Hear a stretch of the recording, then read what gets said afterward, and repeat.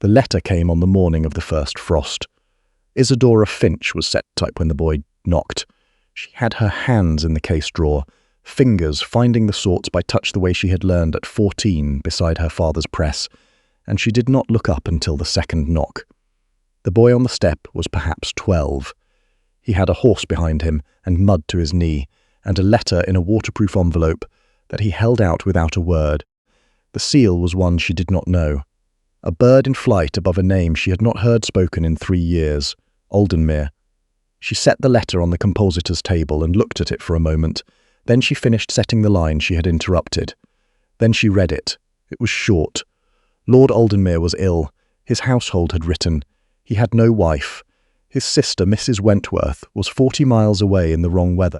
The writer was a woman named Mrs. Pryor, housekeeper, Isadora gathered, from the precision of the handwriting, and what Mrs. Pryor wrote was this: "There is no one here who knows what has been done to him.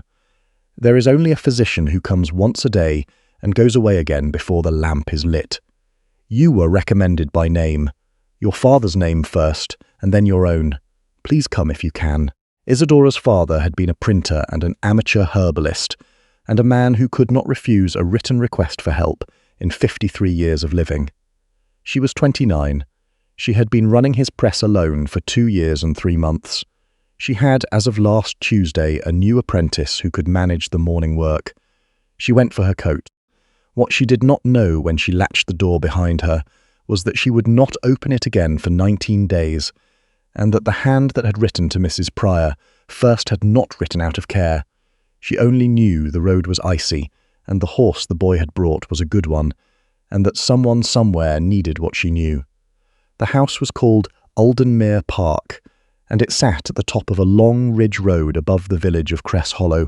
Isadora had been through Cress Hollow twice in her life, once with her father on a delivery, once alone on a printing commission for the mill owner's family. She had not been above the ridge road. Few from the village went above it, from what she could gather. Lord Aldenmere did not keep a harvest supper. Lord Aldenmere did not keep much at all, by the sound of it. The house had been shut 3 years running, while he was in the north on some matter of land and law that the village spoke of in the shorthand way of people who do not quite understand a thing, but have decided not to ask.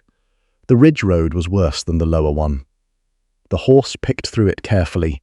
The boy, whose name was Tad, and who had warmed up somewhat over the 2-hour ride, told her that his lordship had collapsed 4 days ago in the study, that the physician, a Dr. Hearn from the neighbouring town of Sorrel, had come the first day and the second and prescribed rest and warm broth, that on the third day his lordship had been found on the floor of the corridor outside the library, with his right hand against the wainscoting as though he had been trying to find the wall in the dark. That Dr. Hearn had said it was the same episode continuing, that it was not unusual, that rest and warm broth remained the prescription, that Mrs. Pryor had on the 4th day written 2 letters, one to Sorrel for the physician and one down the ridge road for Isadora. Which letter she had written first Tad did not know. The gatehouse lamp was lit.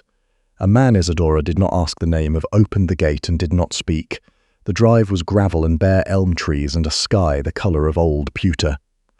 The house at the end of it was stone, 3 stories, older than it looked and larger than the ridge suggested.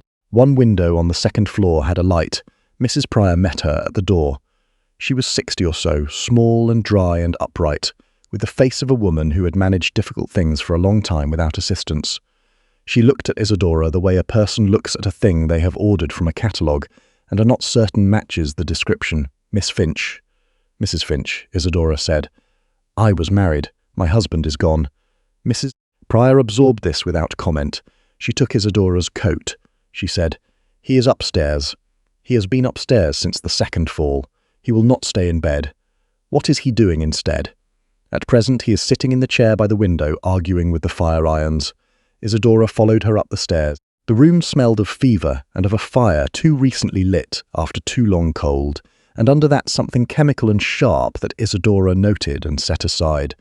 She would come back to it. The man in the chair by the window was perhaps 35. He was in a dressing coat over his shirt, and his feet were bare on the floorboards, and he was not arguing with the fire irons. He was holding them. His left hand was closed around the middle one, with the steadiness of a man holding something he intends to keep. His face was the face of someone who had been handsome before 4 days of whatever this was. The bones were still good. The rest of it was not. He did not look up when she came in. "I told you not to write to Sorrel again," he said. "I did not write to Sorrel," Mrs. Pryor said. "I wrote to Cress Hollow, to Miss Finch. Mrs. Finch, she is here." He looked up then. His eyes were dark and not quite tracking in the way that Isadora had learned to identify before she had words for it. Her father had had a neighbour once whose heart ran wrong.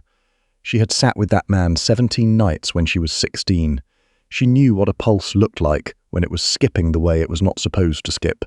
She crossed the room and crouched in front of him. She did not ask permission. She took his wrist. "I am Isadora Finch," she said. "Your Mrs. Pryor sent for me.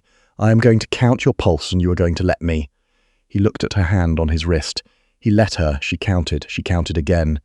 She set his wrist down and looked at his eyes and asked him to follow her finger, and he did, slowly to the left and not at all to the right. "Has anyone given you anything besides the broth?" she said. "Any tonic, any preparation?" "Hearn left a bottle," he said. "Where?" "On the mantel. Brown glass. He said it was for the dizziness." Isadora stood. She went to the mantel. The bottle was there, brown glass stoppered, a druggist's label in a hand she did not recognize. She unstoppered it and smelled it and stopped. She stoppered it again. She set it on the high shelf behind the clock, where it was not convenient to reach. "Mrs. Pryor," she said without turning, "does Dr. Hearn bring this himself, or does he send it?" "He sends it with his boy. It arrives in the morning. Has his lordship been taking it since the first day? Since the second? He would not take it the first.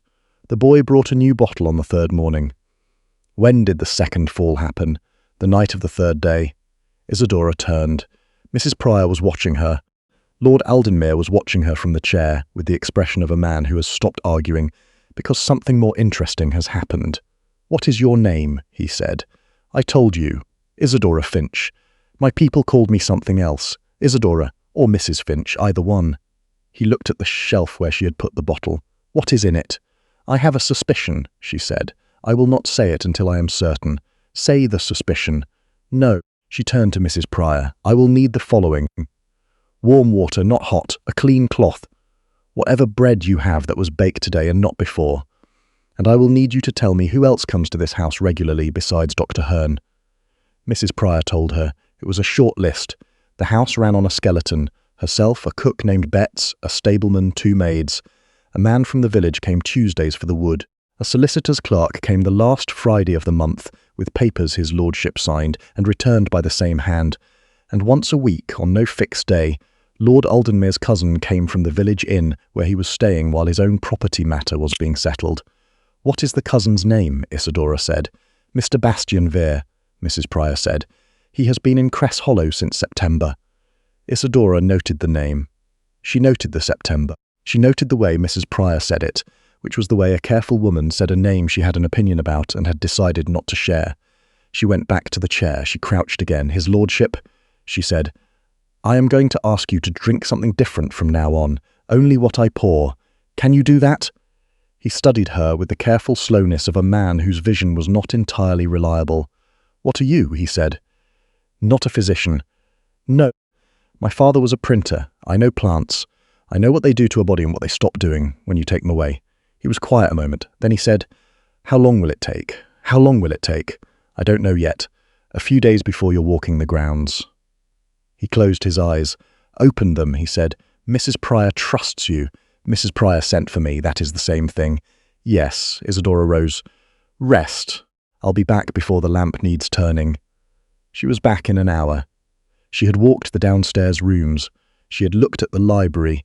She had found, on the corner of the library desk, a letter with a solicitor's heading from a firm in London that she was not supposed to have seen, and that she read in the time it took the lamp to stop swaying from the draught she'd let in. The letter was about an entail. It was about the conditions under which Aldenmere Park would pass from the present lord to his nearest male heir in the event of incapacity. The nearest male heir was a cousin. The letter was dated the 20th of October. Bastian Vere had been in Cress Hollow since September. She went back upstairs. She set the cloth on his neck. She made him drink what she had prepared. She talked to him because she had learned at 22 that a patient who heard a voice in the dark came back to it faster than a patient who did not. "You are going to breathe," she said. "You are going to stay on your side. You are not going to take anything from that brown bottle again," he said, his voice down at the bottom of something. "I don't want to stay on my side, I know. Do it anyway." He did. She stayed in the chair beside him. The fire settled. The house was very quiet. Somewhere outside, sleet began. She heard it against the window and thought of the ridge road, and thought of her press, sitting cold in the shop, and thought of the line of type she had left half set in the composing stick. She thought of her husband Edmund, who had been a bookseller and a gentleman, and who had gone of a chest fever in February 3 years ago, when the winter would not end. She had not thought of him in the purposeful way for some months. She thought of him now. He would have had an opinion about this house. He would have had an opinion about the bottle on the shelf and the solicitor's letter and the cousin at the inn. Edmund had been a bookseller. He had known, as all booksellers know, how a story arranges itself before the ending is written. She thought, the ending is not written yet. The second day, Lord Aldenmere kept down porridge. The third day, he asked her to open the curtain a hand's width. The fourth day, he sat up in the chair and stayed there without holding the fire irons. His name was Roland. He told her this on the fourth morning when the light was better and he was more himself than he had been. "I know," she said. "Mrs. Pryor told me. She tells everyone. She told me your name and that you take your tea without sugar and that you haven't slept a full night since August. The rest I have observed." He looked at her. "What have you observed? That you have been systematically given something that lowers the heart rate and thickens the blood and causes dizziness and intermittent loss of consciousness. That it is cumulative, which is why the second fall was worse than the first. That whoever prepared what was in that bottle knew enough to make it look like a cardiac episode of the nervous variety, and not enough to know that the smell gives it away to anyone who has spent time with a distillery or a dyeing vat." He was quiet for a moment. Then he said, "And who do you believe prepared it?" "I believe," Isadora said, "that Dr. Hearn prepared it. Whether he did so willingly I do not yet know." He turned his head to the window. The sleet had stopped. The ridge was white. The light on it was thin and cold and very clear. "My cousin," he said. "I have not said so. I have," he said. "Bastian has been in the village since September. My solicitor wrote to me in September. He wrote again in October. The letter in the library. You found that?" "No. I knew it was there. I wrote it to myself to read when I was well enough." He paused. "How long?" "I don't know. Another week before you're on your feet with confidence. Another after that before I'd leave you." He turned back to her. "You would leave then?" She held her answer a moment. "That depends," she said, "on what the week shows." He did not ask what she meant. She thought he understood. She was not certain she understood herself. On the fifth day his cousin came. Bastien Vere arrived on foot from the village in the late morning, with a bottle of port and a concerned expression and a hat with a very good band. He was perhaps 30. His face was what Isadora's mother would have called an agreeable face, which was the way her mother had described faces that offered nothing to examine. He stopped in the doorway of the bedroom and looked at Roland sitting up in the chair with the colour coming back to him and the look of a man who had recently begun to be angry. Then his eyes moved to Isadora, who was at the window with the brown bottle in her hand. She had been holding it when he came in, because she had been thinking about it and about the smell and about the particular compound she now believed it contained. She had not planned to be holding it. She was glad she was. Bastian's agreeable face did not change. He bowed to her with great courtesy. He said, "I don't believe we've met. I am Mr. Vere, Roland's cousin, Mrs. Finch," Isadora said. "I have been attending his lordship. A nurse," he said, "an herbalist, among other things." She set the bottle down on the table beside her where it was visible, and went to stand near Roland. Bastien Vere was very good. She watched him through the visit and saw him be very good. He was concerned in exactly the right proportion.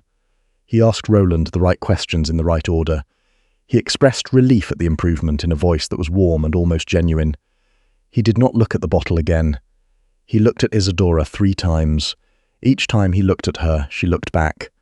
When he rose to go, he said, "Very kindly, Mrs. Finch, you have been so generous with your time. I am sure now that Roland is improving, you will want to return to your own affairs. He has family now to look after him. Roland will say when I go, Isadora said. Roland said, she stays. Bastian's courteous smile did not reach whatever was behind it, of course. He bowed again. He left. Isadora went to the door. She listened until his footsteps had gone down the stairs and through the hall and out. She counted 30 seconds. She went back to the chair. He'll come back before Friday, she said. Yes. Yes. Roland's hand on the arm of the chair was not quite steady. He was holding the anger in the way people hold things they do not trust themselves to set down. What is in the bottle? Digitalis leaf in solution, I think, Isadora said, combined with something that thickens the effect. I won't know for certain until I can get to someone who can test it, but the smell is right, and the symptoms are right, and the timing is right. It was slow enough to look like illness, fast enough to look like deterioration. And Hearn. I think Hearn was the mechanism, not the cause. Someone brought him the formula. Someone told him what to prepare and what to say. And if I am wrong, you are not wrong, she said. But if you are asking whether I will say so in public, before I have something more than smell and timing, no, I will not. He looked at her. He had been looking at her differently since the 4th day, when the dizziness had lifted, and his eyes had stopped sliding past things. He looked at her now with the full attention of a man who was well enough to pay it. How do you know all of this? He said. I grew up in a print shop, she said. We printed everything, medical texts, herbal pharmacopoeias, the proceedings of the Botanical Society. My father read everything he printed. I read everything he did not finish. My husband sold books. Between the 3 of us, she stopped. Between the 2 of us, by the end, there was very little written down that we had not read. He said, Edmund. She looked at him. Mrs. Pryor told you. She tells everyone everything. Isadora almost smiled.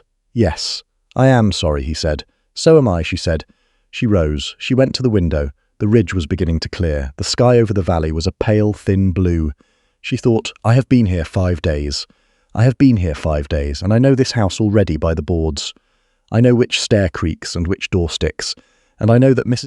Pryor takes her tea at 4 and bets the cook burns the first batch of everything, and I know the sound of this man's breathing in the dark because I have listened to it for 4 nights. She thought, Edmund would say you are already decided, Isadora. He would say the only question is what you are deciding about. He would have been right. He usually was. On the 6th day she found the other letter. She had been in the library looking for a reference text. Roland had told her. The 3rd shelf held his father's collection of natural philosophy, and she had been looking for a specific volume on compound preparations. She found the volume. Behind it, folded small and pushed flat against the back of the shelf where the wood met the stone of the chimney breast, she found a note. It was written on Vere's stationery.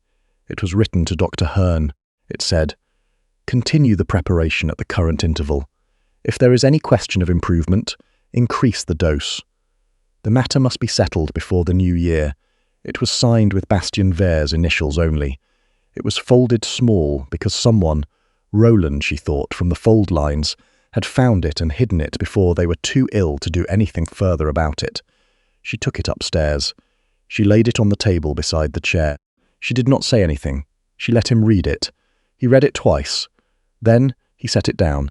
He said, How long do you think he has known I had this? I think he has been looking for it.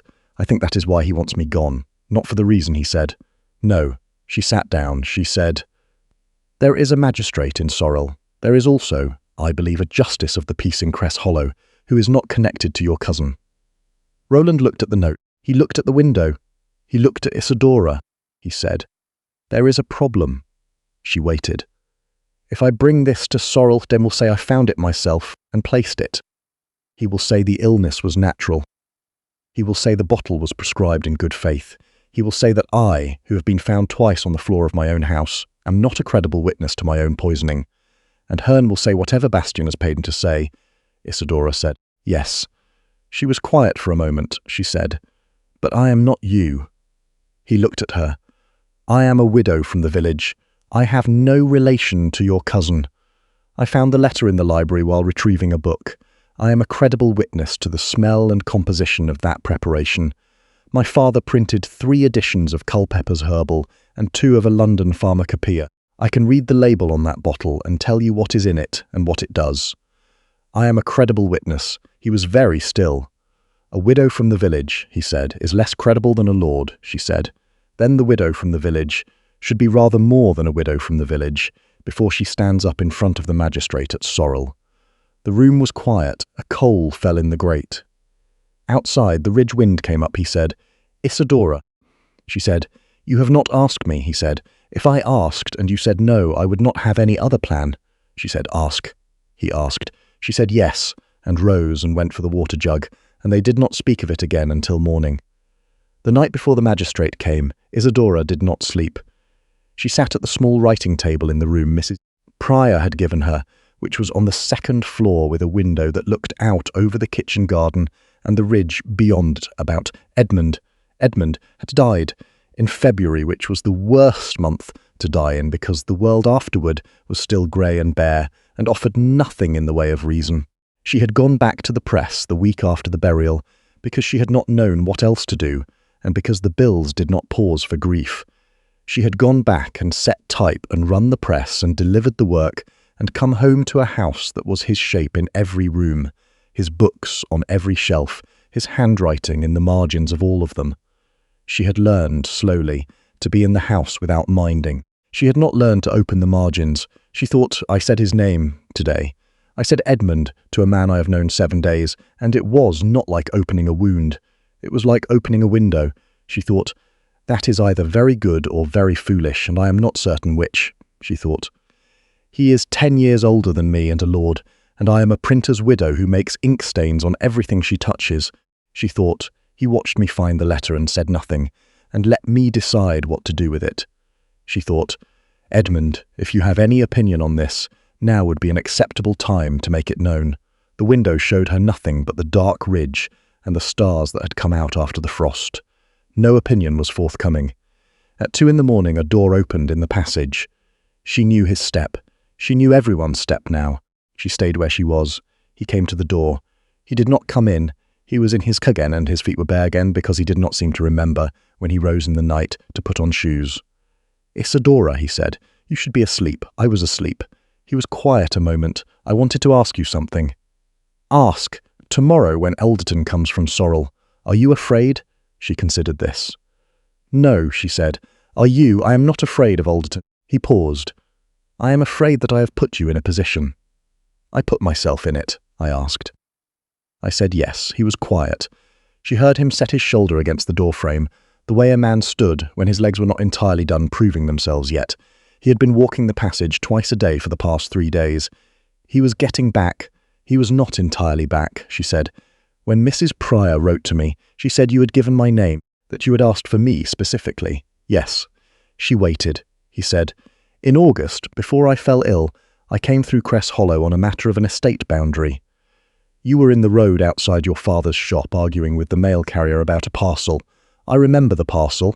You told him, he said, that the manifest was wrong, that the weight was wrong, that the postage was wrong, and that you had the printed documentation to prove it, and that if he required, which you expected he would not, he did not require it.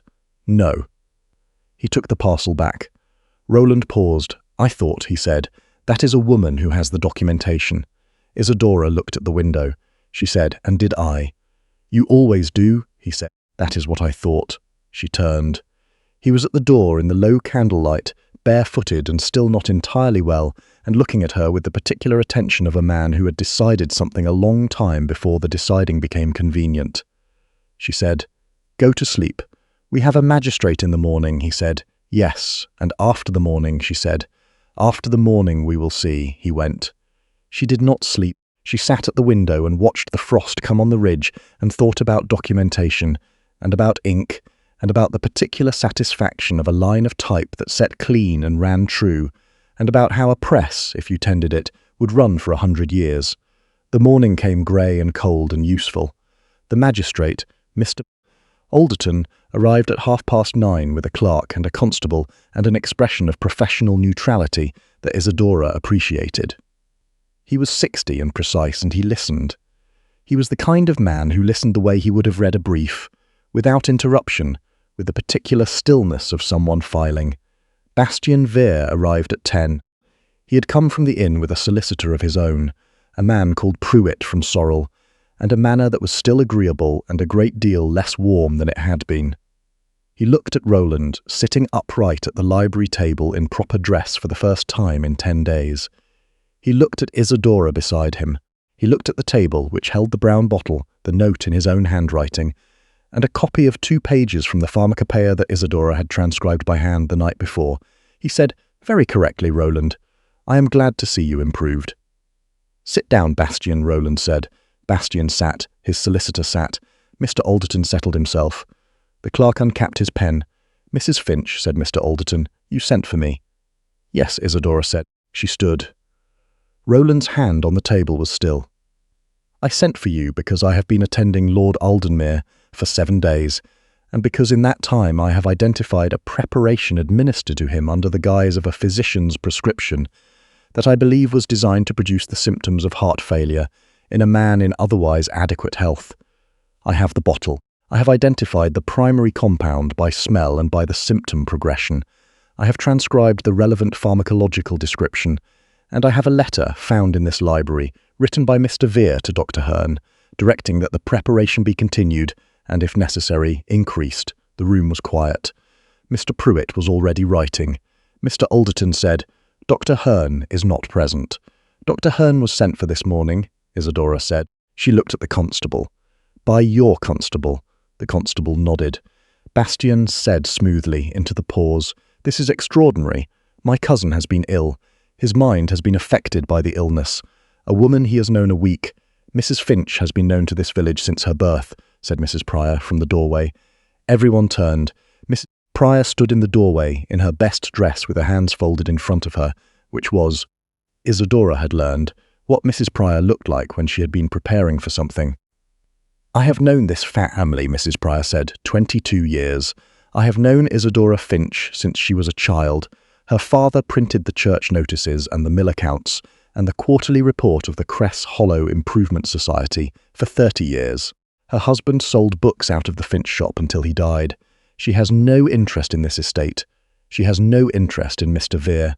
She has every interest in telling the truth because that is the only interest she has ever had." She stopped. She looked at Bastien Vere.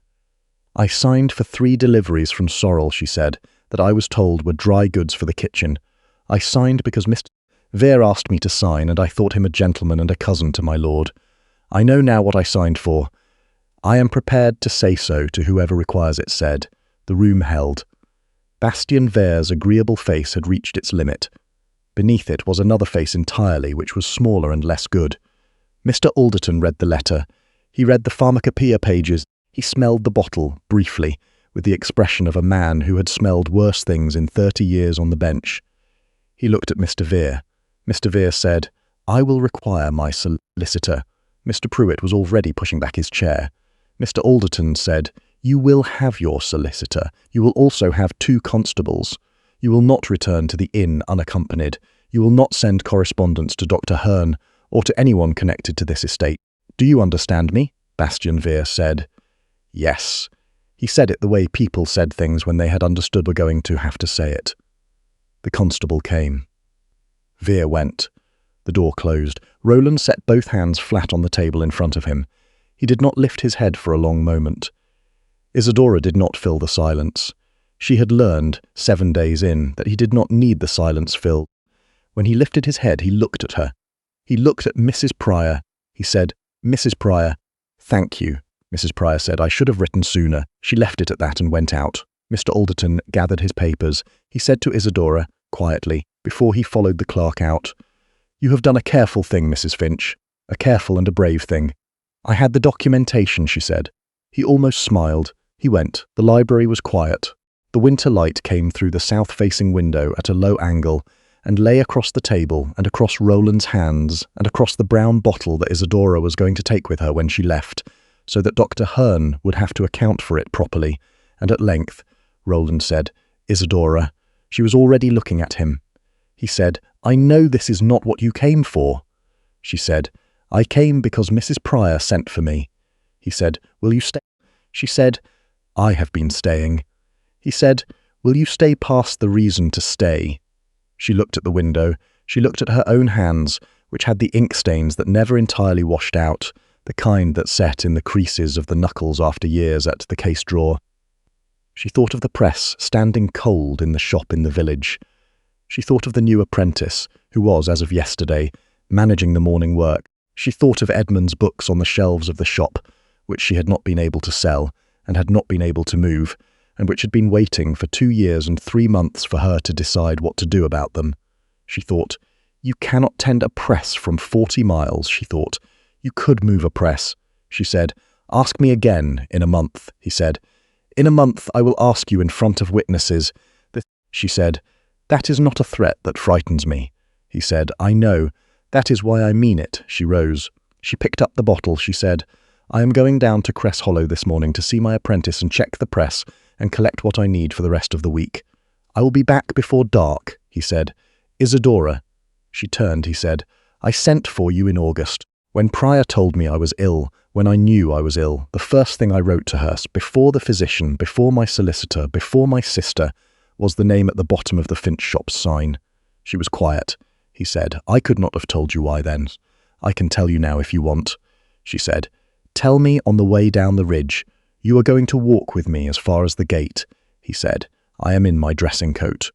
She said, "Get your shoes at minimum." He got his shoes. He walked with her as far as the gate in the grey December morning, slowly, because his legs were still proving themselves, and he told her. She listened. The ridge was clear. The frost was lifting off the stones. The village below was just beginning to smoke from its chimneys. At the gate she stopped. She looked at him. She said, "That is sufficient reason." He said, "Good." She went down the ridge road. She did not look back, but she heard the gate close behind her, and then not close again, which meant he was standing at it, watching her go, and she found she did not mind that at all. 14 months later, the Finch press stood in the East Room of Aldenmere Park, moved by 4 men and 1 stubborn woman over 2 days in October.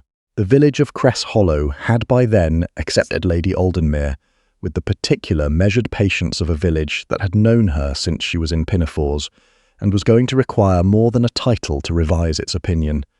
She had printed the church notices herself at Christmas, and delivered them on foot, which had helped. The room Edmund's books had waited in was empty now. She had moved them with the press. They stood in the library at Aldenmere on the shelves beside the natural philosophy collection, sorted by subject, his handwriting still in all the margins. Roland read them in the evenings. He left his own notes beside Edmund's in pencil, which was not what she had expected, and which had undone her, briefly and privately, in the way that only very good things could. It was April now, 13 months from the trial at Sorrel Quarter Sessions. Bastian Vere had been convicted and was not at liberty. Dr. Hearn had cooperated with the prosecution in exchange for reduced charges and had left the county. Mrs. Pryor was still at Aldenmere. Mrs. Pryor would, Isadora suspected, be at Aldenmere until the stones fell down. The East Room on an April morning was warm. The press was inked. The type was set. Isadora was at the case drawer, fingers in the sorts, finding the letters by touch. Roland came to the door. He did not knock. She had told him 3 months ago that she would rather he did not knock when she was at the press, because the knock startled her and she dropped the sort. He had not knocked since. He stood in the doorway with his shoulder against the frame, which was how he stood when he was not going to stay long. And he said, "The Cress Hollow Improvement Society wants to know if we will print the spring report. Tell them yes. It will take you a week. I know what it will take me." He watched her hands in the drawer. He watched the way the light came through the east window and across the type case. He said, after a moment, quietly, "You were going to say yes, even before I came to the door." She said, "I was going to say yes," he said. Edmund would have said yes. She looked up from the case. He was looking at her with the particular straightness he used when he was saying something he had thought about before saying. She held the look. "He would have," she said, "and he would have charged them less than the work was worth, and I would have argued with him about it." He said, "I will not argue with you about it." "No," she said, "you know better." He smiled. He went. She turned back to the press. She set the sort in the stick. She felt the type under her fingers, the particular weight of lead that her father had taught her, that Edmund had learned beside her, that she had carried into a house that was not her house, and made into something she had not expected to be making. She had not stayed because she was asked. She had not stayed because the words were spoken over her in a vestry. She had stayed because the press was here, and the books were here, and the man who left pencil notes in the margins of her dead husband's books was here, and because staying, in the end, was not a concession. It was a choice. She set the next sort. The press was ready. The morning was long and good and entirely hers.